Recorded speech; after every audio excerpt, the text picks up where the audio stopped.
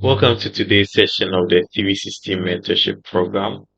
It's a 3 month virtual mentorship program, and then we started the first module with self-discovery, self-identity, identifying your strengths, your weakness, and how to leverage on your weaknesses and then the strengths as well.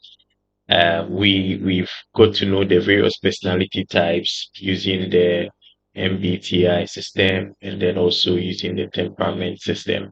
And then we went on to look at the potential career options based on personality types and then also a few things under career diligence, discipline, and all of that under our model 2. In model 3, we are looking at social relationships of 360 excelling young man.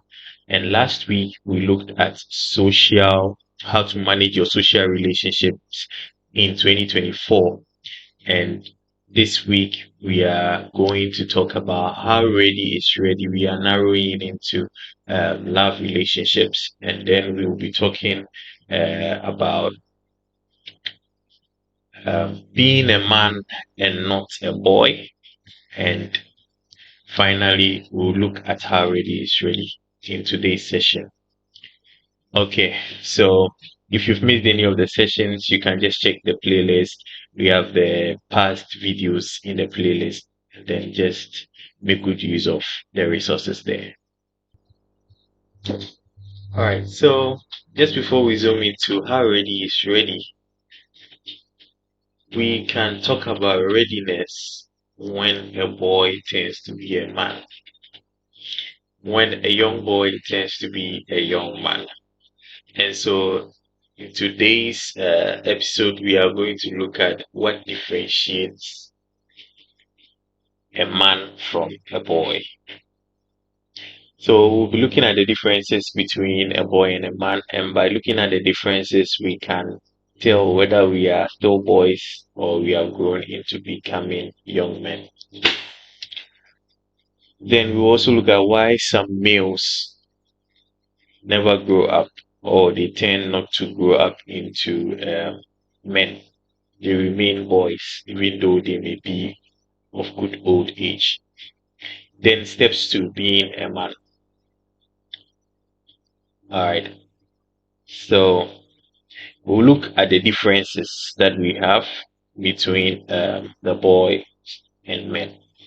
First of all, the first thing on the difference table is boys have no compass for life. They have no sense of direction.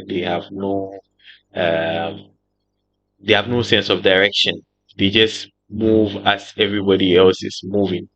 So one way we can identify that someone is still a boy is when the person has no aim in life. He just goes about things just like how any other person does their things. So they go with the flow, they go with the winds of the world.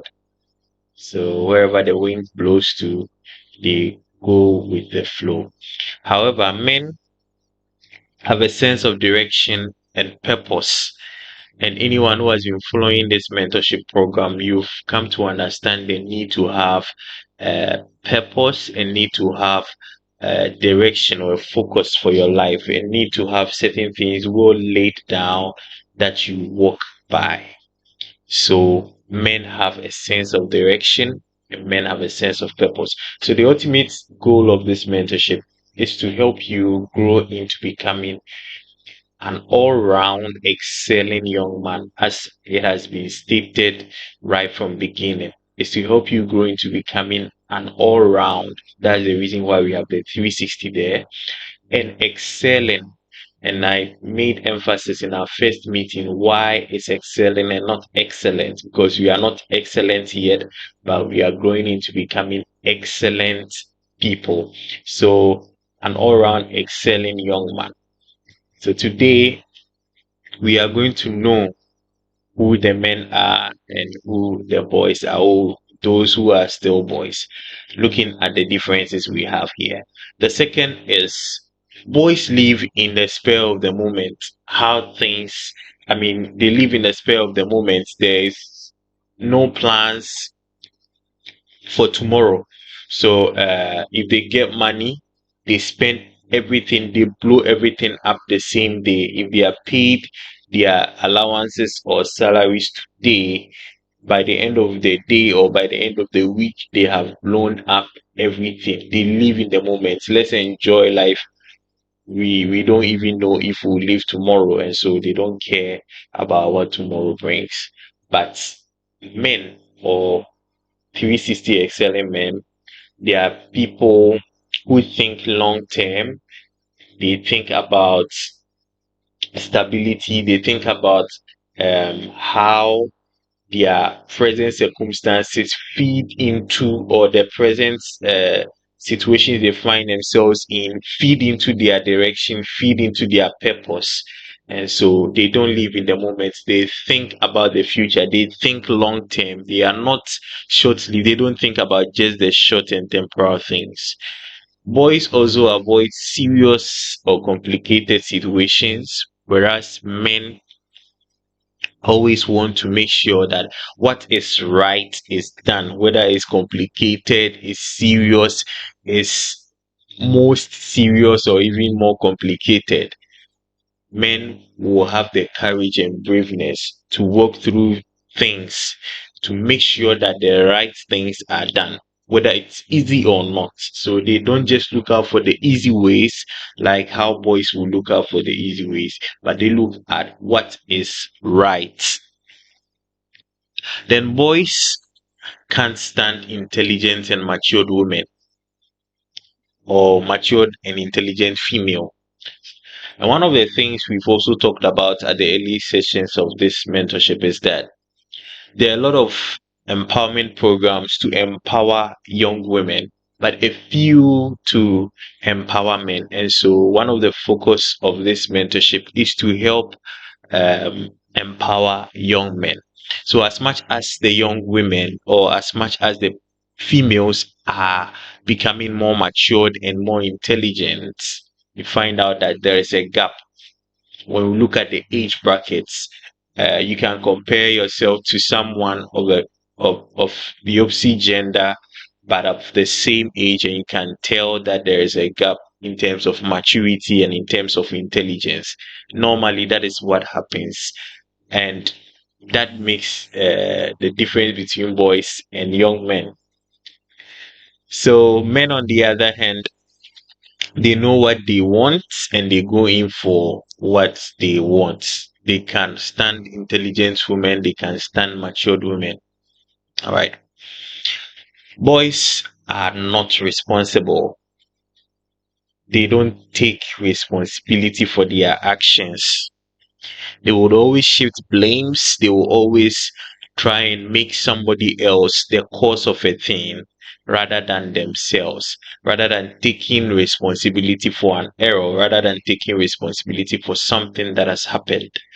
Men, on the other hand, are responsible. They are protectors. They provide. They are preached. They pray. So, whereas boys are not responsible, men are responsible. They don't shift blames. They accept things as they are, and they make sure that they work on their faults. Yeah. Boys also treat women or girls or females as recreational pastime. They just as they live in the spur of the moment, so is how they relate to the opposite gender. And so we have a lot of boys now playing a lot of games in terms of social relationship with the opposite gender. Men, on the other hand, they don't do that. They treat women with honor and dignity. They see, like Paul said, they treat the elder women as mothers, and they treat the younger women as sisters. So that is what makes a difference between a man and then a boy. Some of these things may not apply to you now, but I tell you, you may find yourself in a situation where you would have to cooperate or collaborate or work in a team with women. And that is when some of these things will be tested. So you need to know how to treat the older women as mothers and the younger women as sisters. Treat them as sisters in love. The next thing is that boys play games. I think I've talked about this under the responsibility, but men take responsibility for their actions. They don't shift blames. Boys can easily be manipulated by their parents, pastors, and people in authority. These three P's, PPP. One great songwriter, Donald McReynolds, wrote a song. He says, the Lord should deliver him from the pressure of people. This is one of my favorite songs. Last year during the mentorship program, it was the theme song for the mentorship. And every day we were playing that song. The Lord should deliver us from people and deliver us from pressure. They are the best and the worst that God has created. That is what the songwriter says. As much as people can be of help and benefit to you, these same people can lead you into trouble. So, always we must make sure we are not manipulated by people. We should not be manipulated by our parents. We should not be manipulated by our pastors. All right. So, anyone who succumbs to any form of manipulation, that's people using you for their ultimate purpose or gain without your free will, that is manipulation. God, even in his own wisdom, gives us free will. He would not manipulate you into serving him. And so if you find any trait of someone trying to manipulate you in any way, you should know how to handle it. If you are easily manipulated, then you are still a boy. A man, on the other hand, cannot be manipulated. They respect the views of others. They will accept the views, all right. They will accept the advice from parents. They will accept the advice from people in authority. They will accept the advice from their pastors. However, they will judge and make decisions for themselves. So they cannot be manipulated or ordered around. The next thing is boys are always chasing the myth of greener pastures. They want to chase what is green on the other side. However, men think through before they leap. So, whilst boys are always looking at what looks so green, what everybody, likes, the fashionable things of the world today, men are thinking through deeply whether these things that looks flashy are indeed important. So a man would think deeply about why I think I need this kind of gadgets before going in to get it. But a boy sees how flashy the gadget is because everybody is using that gadget. Oh, let me go get some. So that makes the difference. A boy will see a car. Oh, this car looks so flashy. I just like this car and go get it. But a man would think about so many things before they go get the car.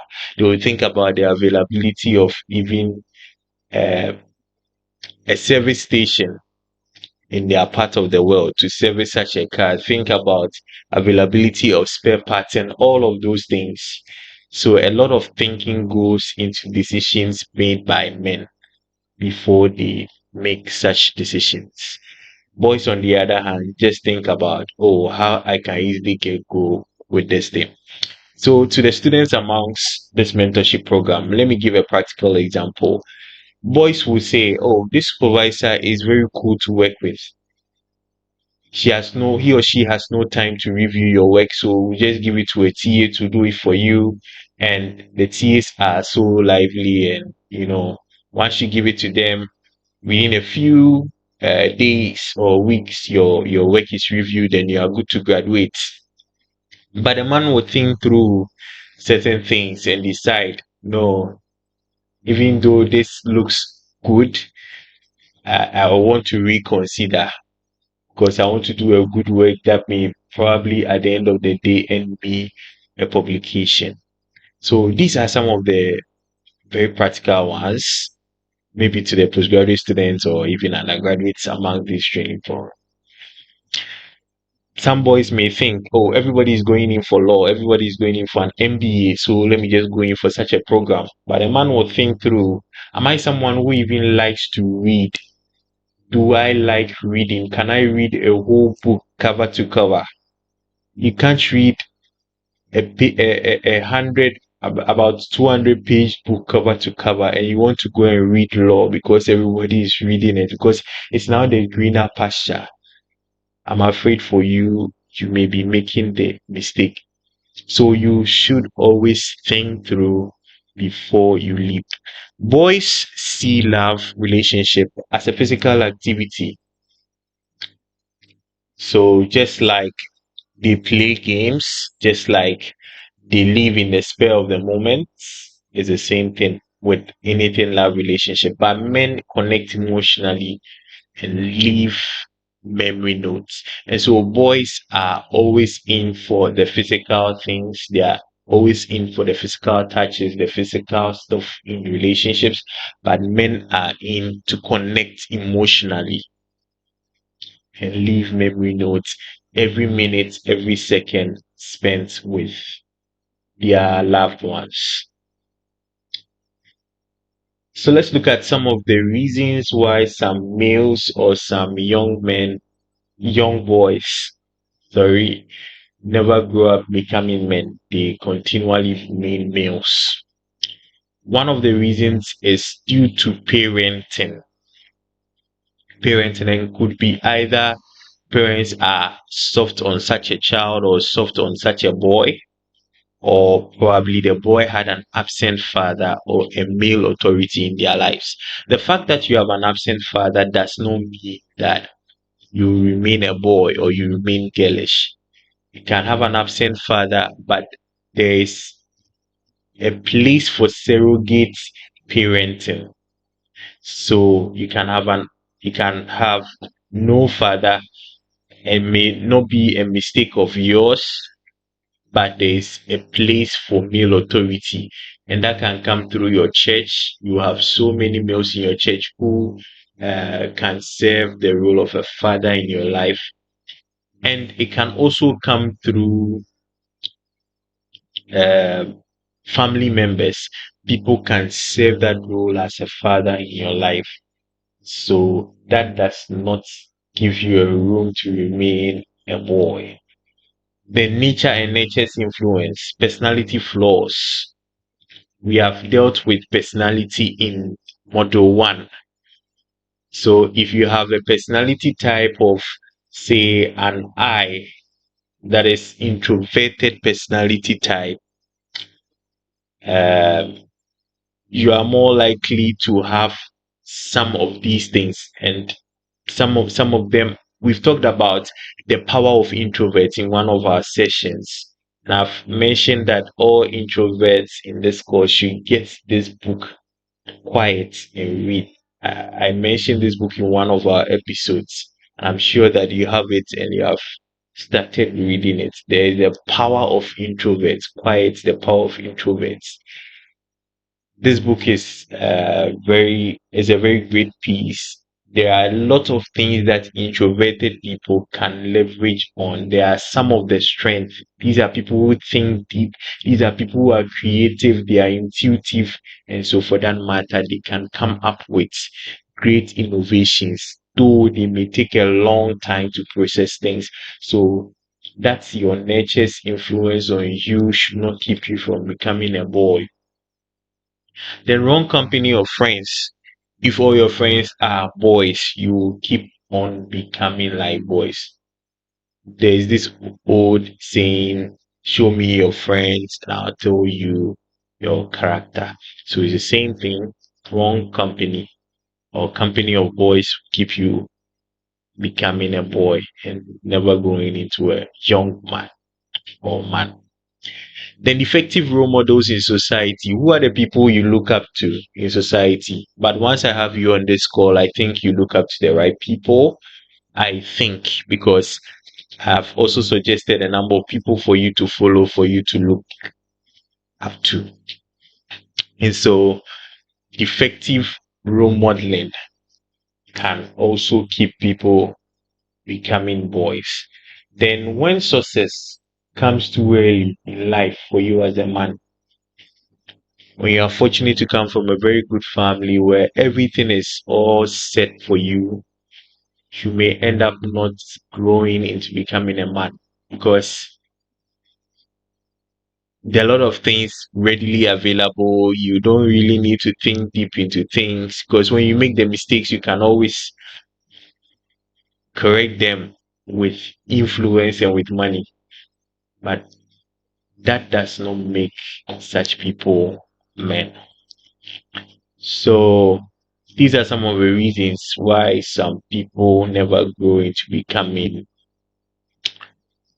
men. So let's look at how you can grow into becoming that 360 excelling young man. We have looked at the differences, so obviously I have talked about some of them. You know how you can grow into becoming a great young man. First on this list is seek the company of men. Seek the company of people who have the characteristics of men that have been listed here and even beyond. Seek for people who have a sense of direction and purpose in life. Don't walk around with people who have no aim. Don't walk around with aimless people. Seek out for people who think long term, who think stability, who think 5 years, 10 years, 50 years ahead. Look out for people who do things the right way and not the easy way, not the shortcuts. Look out for people who know what they want and they go in for it. They don't settle for less. They don't settle for anything that is just available. Look out for people who are responsible. Look out for people who treat the opposite gender with honor, with dignity, with love. And look out for people who take responsibility for their actions. Look out for people who respect and tolerate the views of others. However, they are not manipulated by the views of others. They take the views, judge it, or assess it, and work by what works best or right in a particular situation. Look out for people who think through issues, who think through stuff before they make conclusions or before they leap.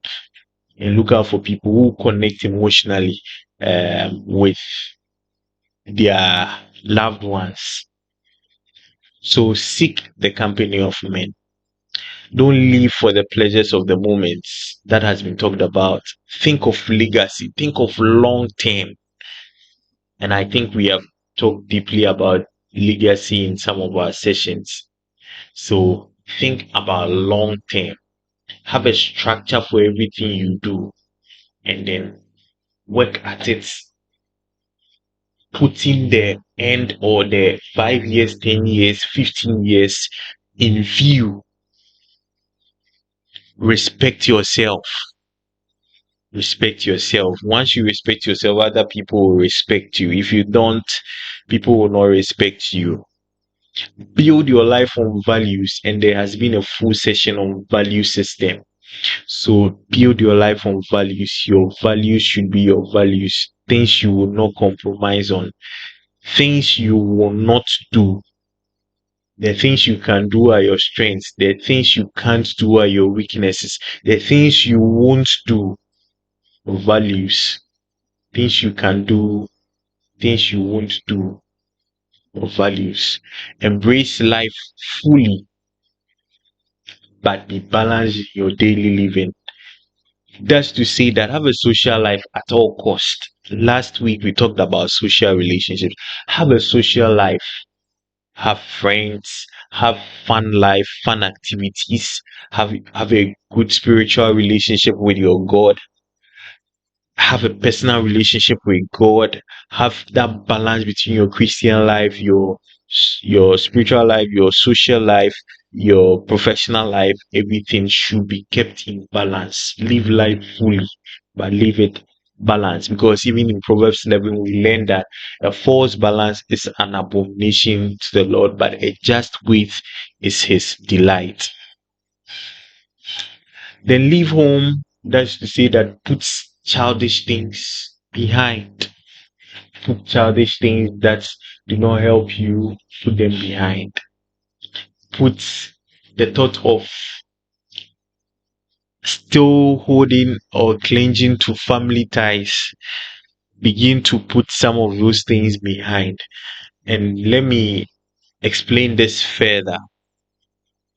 Leaving home does not always literally means leave home. Leave home means that mentally leave home. Leave home means that begins to live mentally till you are fit and ready to live physically. Leave home means that if you are fortunate to come from a successful family, do not live your life still hoping that or living life based on the success of your family, your parents, or your family, extended family members. Don't think that because your parents have made it in life, you also have access to the things that they have. Leave that mindset behind. Your father's car is not your car. Your father's house is not your house. Your mother's belongings are not yours.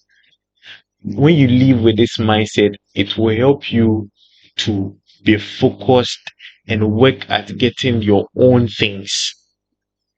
If they come to you, praise the Lord. If they don't come to you, you are still content with whoever they went to. So leave home, leave that mindset that someone owes you something. Last week we talked about that. We learned that you are not your people are not obliged to do you good. They do you good out of their own kindness, their own kind gestures. Your parents have a responsibility over your life. That is true, but you are not. They are not obliged to do certain things for you. So leave such a mindset behind, and it will help you put away some sort of childishness. Then take responsibility for your actions as well. If you are stepping into manhood, take responsibility for your actions. When you are questioning about something you did wrongly, be ready to answer and be ready to accept that you made a mistake and you are ready to correct that mistake. Last week we learned about we learned about repentance, being remorseful about your wrongs, and taking key steps to ask for forgiveness, change from that activity or that thing that caused the wrong. We learned about that. So take responsibility for your actions. Then have control over your money. In module 2, there was a full session on personal finance management. I shared some tools with you, how you can manage your personal finance with a simple budget, with a simple app that can track your expenses. So have a control over your money. When you have control over your money, you have control over your desires, you have control over your eyes, your mouth, the things you see and you want to eat, and all of that, you are gradually stepping into um, manhood. And so let's look at these things critically. And now we'll go into, once you know that you are stepping into manhood, we're looking at when is the right time, how ready you are, how ready is ready, why we make the wrong choice when it comes to love relationships. The right time, what is the right time to start a dating relationship or courtship, depending on how you term it. Various generations have ways the term uh, committed friendship. I choose to call it committed friendship, but various generations have ways where they call it, and there are a lot of school of thoughts about that. There are books to support that, but I think that going through this to help. There are some suggested readings at the end of today's sessions and some suggested audios I believe will be a blessing to you as well. Why do we make the wrong choices? And what is the right time? What is the right way? Let's look at that. We make the wrong choices because of pressure. I've talked about pressure earlier today. PPP. Pressure from parents, pressure from pastors, pressure from people. Pressure can make you make the wrong choice. Then you make the wrong choice also when you hate to be alone. Can make the wrong choice when you are just looking at availability. So these are all linked to boys. Boys live in the moment. So whatever is available is available. So just what is available can make you make a wrong choice. Then when you think that you are not worthy for the best or you are not worthy of the best, you can also make the wrong choice. But if you have gone through our module one, self-identity and discovery, I know that now you know deep within yourself that you are the best. Then when you believe that it will all get better, that wrong person you are seeing, all the signs, the flags things you are seeing, the red flag things you're seeing will change. Then you are setting yourself up for disaster. Then when you've been in any sort of relationship and it didn't work out and you are thinking that this has been a long time, this has been so many years, and then going back to start all over again, it's work. So let me just stick with this. It is also a wrong choice in itself. Life is full of choices. So you either make a choice or decide not to, and then life makes the choice for you. So whatever it is, you still make a choice. Are you going to start all over? Yes, if it's not good enough, you have to start all over. And one of my coaches have a book on starting all over. I can recommend if you are in this situation. Starting all over by Pastor Kofi and Shibwachi. You can find it online. You can reach out for a copy. So what is the right time? How ready is ready? You are ready in terms of time. Terms of time. When you regard dating or courtship or committed friendship, based on however you call it, as a matter of choice rather than necessity, then you are ready. The late Miles Morrow has a whole book on waiting and dating, and this is one of the books that has really blessed my life and thoughts on relationships and love. It says that you are ready when you don't need to, but you want to. This is one of the inputs from his book. You are ready when you don't need to. People have not really forced you to. You don't have a need for it, but then you just want to. You have gone beyond the need. And he explains it this way that when you are hungry and you are dying for food, anything food that comes to you satisfies the hunger. However, when you are not so hungry and you have to just eat for nourishment, then you can make a choice as to what you really want to eat. But supposing that you are famished, you are very hungry, and then all you have is food, anything, food, you just settle for it. So you don't settle for whatever is available because it's not a need, but then a want. So when you get to that state of want and not the need, then it's the right time. Then I understand that the demands, the demands of a committed friendship or love relationship, there are demand for time, demand for attention, because the opposite gender spells love as time, spell love as attention, they spell love as that sense of um, making personal memories. So that time has to be there, and there are a lot of demands. And so when you have that time, to build it. When you have the time to build a relationship, then you know it's the right time.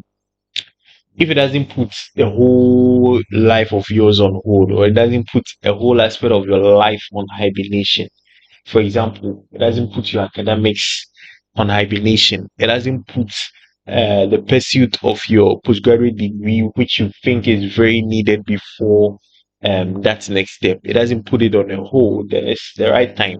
When it doesn't put every aspect of your life on a hold and the whole focus is just on the relationship, then it's the right time.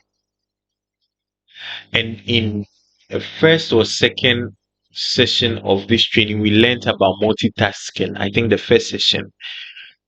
So you need to learn to multitask. Even though the third point says that there are some demands in committed friendship, there is also a part for you to learn to multitask. And in the first session, unfortunately, we couldn't record that, so it might not be on the uh, playlist, but later I'm sure we'll have it there. One of the things we talked about is there are high mind engaging activities and there are low mind engaging activities. And we said that whenever you have a